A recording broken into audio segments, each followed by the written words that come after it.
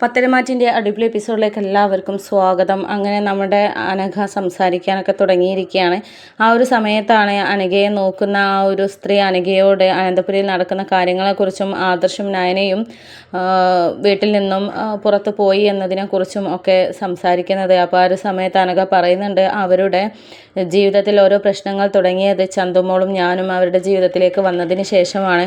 അബിയാണ് ഇതിനൊക്കെ കാരണം. അബി എന്നെയും മകളെയും ഏറ്റെടുക്കാതെ അവരോട് കള്ളത്തരം പറഞ്ഞ് ആദർശിൻ്റെ മകളും കാമുകിയുമാണെന്നൊക്കെ തെറ്റിദ്ധരിപ്പിച്ചിട്ടാണ് അവൻ അവിടെ കഴിയുന്നത്. എന്തായാലും അബിയുടെ ഭാര്യ എന്ന് പറയുന്നവളെ വിളിച്ച് കാര്യങ്ങൾ വെളിപ്പെടുത്തിയിട്ടില്ലെങ്കിൽ ഇനി കൂടുതൽ വഷളാവുകയേ ഉള്ളൂ. അനന്തപുരിക്കാർക്കെതിരെ ജ്വല്ലറിയിൽ പോയിട്ട് ഓരോ കാര്യങ്ങൾ ചെയ്തു കൂട്ടുകയാണ് അബിയുടെ ഭാര്യ. അത് അവരോടുള്ള ഓരോരോ ദേഷ്യങ്ങൾ കൊണ്ടാണ്. ഒക്കെ ചന്തുമോളെ ചുറ്റിപ്പറ്റിയുള്ള പ്രശ്നങ്ങളാണ് അവിടെ നടന്നുകൊണ്ടിരിക്കുന്നത്. അപ്പോൾ പിന്നെ നമ്മുടെ നയനയ്ക്കും ആദർശനും ദോഷം വരാതിരിക്കണമെങ്കിൽ നവ്യ കാര്യങ്ങൾ അറിഞ്ഞേ പറ്റുകയുള്ളൂ എന്നൊക്കെ ആ സ്ത്രീയോട് പറയുന്നുണ്ട്. അപ്പോൾ ആ സ്ത്രീ പറയുന്നുണ്ട് നയനയും ആദർശ് സാറും അവളോട് പറയാത്തത് അവരുടെ ജീവിതം നശിപ്പിക്കേണ്ട എന്ന് കരുതിയിട്ടും ചേച്ചിയുടെ ജീവിതം നല്ല രീതിയിൽ ഒരു കുഞ്ഞുകൂടെ ഉള്ളതല്ലേ, അതുകൊണ്ട് നല്ല രീതിയിൽ മുന്നോട്ട് പൊയ്ക്കോട്ടെ എന്ന് കരുതിയിട്ടാണ് എല്ലാ ത്യാഗവും സഹിച്ചിട്ട് അവരൊന്നും പറയാതെ നിൽക്കുന്നത് എന്നൊക്കെ തന്നെ പറയുന്നുണ്ട്. അപ്പോൾ ആ സമയത്ത് നമ്മുടെ അനഘ പറയുന്നുണ്ട് പക്ഷെ അതുകൊണ്ട് കാര്യമില്ലല്ലോ, ആ പെണ്ണിന് അഹങ്കാരം കൂടി വരിക എന്നല്ലാതെ വേറൊന്നും പ്രയോജനമില്ലല്ലോ. ആദർശനായനെയും എത്രയും കാലം എന്ന് വെച്ചിട്ടാണ് എല്ലാം സഹിച്ചു നിൽക്കുക, അതുകൊണ്ട് ഞാൻ ഇക്കാര്യത്തെക്കുറിച്ച് തുറന്ന് പറയാൻ പോവുകയാണ് എന്നൊക്കെ അനഘ പറയുന്നുണ്ട്. അപ്പോൾ ആ സമയത്ത് ആ സ്ത്രീ പറയുന്നുണ്ട് മോളെ നീ വിളിക്കുന്നത് ആരെങ്കിലും അറിഞ്ഞാൽ നീ സംസാരിച്ച് തുടങ്ങി എന്നുള്ളത് ആ അബിയും കൂട്ടരും അറിഞ്ഞു കഴിഞ്ഞാൽ പിന്നെ അത് പ്രശ്നമാവും കേട്ടോ എന്നൊക്കെ പറയുന്ന സമയത്ത് അതൊക്കെ ഞാൻ കൈകാര്യം ചെയ്തോളാം, എനിക്കിപ്പോൾ എല്ലാം നേരിടാനുള്ള ഒരു ഊർജ്ജം കിട്ടി, ഇതെൻ്റെ ഒരു രണ്ടാം ജന്മമാണ് എന്നൊക്കെ ഇങ്ങനെ പറയുകയാണ് അനഘ. അങ്ങനെ പിന്നീട് അനഘ നമ്പറൊക്കെ സംഘടിപ്പിച്ചിട്ട് നവ്യയെ വിളിക്കുകയാണ്. അപ്പോൾ നവ്യയോട് സംസാരിക്കുന്നുണ്ട്. ഹലോ, അബിയുടെ ഭാര്യ നവ്യയല്ലേ എന്നൊക്കെ ചോദിക്കുന്നുണ്ട്. അതെ, ആരാണ് സംസാരിക്കുന്നത് എന്നൊക്കെ നവ്യ ചോദിക്കുമ്പോൾ ഇത് നിങ്ങൾക്ക് പരിചയമുള്ള പേരാണ്, എൻ്റെ പേര് പറഞ്ഞാൽ നിങ്ങൾക്ക് വളരെ പെട്ടെന്ന് തന്നെ മനസ്സിലാകും, ഞാൻ അനഘയാണ് എന്ന് പറയുകയാണ്. ഇത് കേട്ടപ്പോൾ ആകെ നെറ്റിത്തരിച്ച് ഷോക്കായിട്ട് നിൽക്കുകയാണ് നവ്യ. അപ്പോൾ എന്താ അനഘയോ, എന്തിനാ വിളിച്ചത്? ഓ ആദർശേട്ടനെ കിട്ടാനായിരിക്കുമല്ലേ, അവരിപ്പോൾ ഭാര്യയുമായിട്ട് മറ്റൊരു വീട്ടിലാണ് താമസം.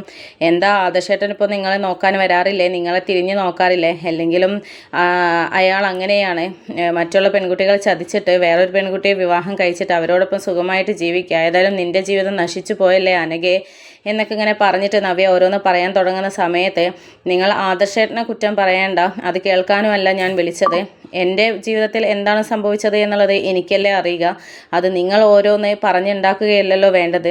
ഞാൻ യാഥാർത്ഥ്യം എന്താണെന്നുള്ളതും എൻ്റെ ജീവിതത്തിൽ നടന്ന സത്യം എന്താണെന്നുള്ളതും നിങ്ങളോട് വെളിപ്പെടുത്താനാണ് വിളിച്ചത്.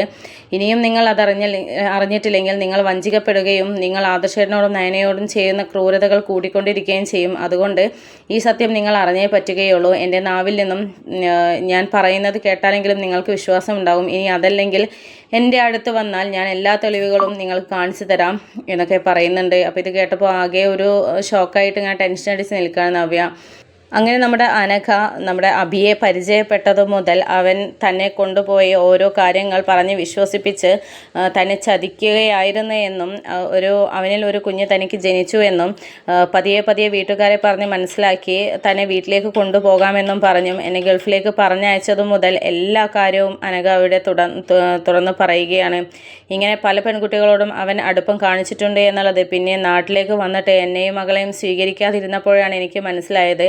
ആയിടെയാണ് താൻ ഗർഭിണിയാണെന്നും തന്നെ വിവാഹം കഴിച്ചു എന്നും പിന്നെ തൻ്റെ ജീവിതം ഞാനായിട്ട് ഒരു ഷോക്കായിട്ട് നൽകണ്ട എന്നും നിന്നെ പറഞ്ഞ് മനസ്സിലാക്കിയിട്ട് എൻ്റെ കുഞ്ഞിനെ സ്വീകരിക്കണം, എന്നെ സ്വീകരിക്കണമെന്നില്ല എന്നൊക്കെ പറഞ്ഞ് അബിയെ ഞാൻ ധരിപ്പിച്ചിരുന്നതാണ്. അതിനിടയിലാണ് അവൻ എനിക്ക് എന്നെ ഇങ്ങനെ കിടപ്പിലാക്കിയത് അവനാണ്, ഈ ഒരു അവസ്ഥ വരാൻ കാരണവും അവനാണ്. എന്നെ കൊല്ലാനാണ് അവൻ പലവട്ടം ശ്രമിച്ചത്. ഇപ്പോൾ ആദർശൻ്റെയും നയനയുടെയും ഒരു ഇതിലാണ് സഹായത്താലാണ് ഞാനിപ്പോൾ ജീവിക്കുന്നത്, എനിക്കൊരു രണ്ടാം ജന്മം തിരിച്ചു കിട്ടിയത്. ഞാൻ സംസാരിച്ചു എന്ന് അറിഞ്ഞുകഴിഞ്ഞാൽ അബി ഇപ്പോഴും എന്നെ കൊല്ലാൻ നോക്കുകയേ ഉള്ളൂ, ഇതൊക്കെ അവനാണ് ചെയ്തത് എന്ന് വെട്ടി തുറന്ന് പറയുകയാണ് നവ്യയോട്. എന്നിട്ട് അനഘ പറയുന്നുണ്ട്, ഇനിയും നിങ്ങൾ ചതിക്കപ്പെടരുത്. ഇതിനു മുമ്പേ നിങ്ങൾ സത്യങ്ങളൊക്കെ അറിഞ്ഞു കഴിഞ്ഞു എന്നാണ് ഞാൻ അറിഞ്ഞത്. പക്ഷേ എന്നിട്ടും എന്തൊക്കെയോ അഭി പറഞ്ഞ് നിങ്ങളെ വിശ്വസിപ്പിച്ചു. അഭി മറ്റൊരാളെ ഏർപ്പാടാക്കിയിട്ട് നിങ്ങളെ അത് വിശ്വസിക്കാൻ പറ്റുന്ന രീതിയിലുള്ള എന്തൊക്കെയോ തെളിവുകൾ ഉണ്ടാക്കിയിട്ട് നിങ്ങളെ വിശ്വസിപ്പിക്കുകയായിരുന്നു എന്നാണ് ഞാൻ മനസ്സിലാക്കുന്നത് എന്നൊക്കെ അനഘ പറയുകയാണ്. ഇത് കേട്ടപ്പോൾ ആകെ ഷോക്കായിട്ട് താൻ ഒരിക്കലും സത്യമാവരുത് എന്ന് ആഗ്രഹിച്ച കാര്യമാണല്ലോ ഇപ്പോൾ സത്യമായിരിക്കുന്നത് എന്നൊക്കെ ഇങ്ങനെ സങ്കടപ്പെട്ടുകൊണ്ട് ചിന്തിച്ച് നിൽക്കുകയാണ് നവ്യ.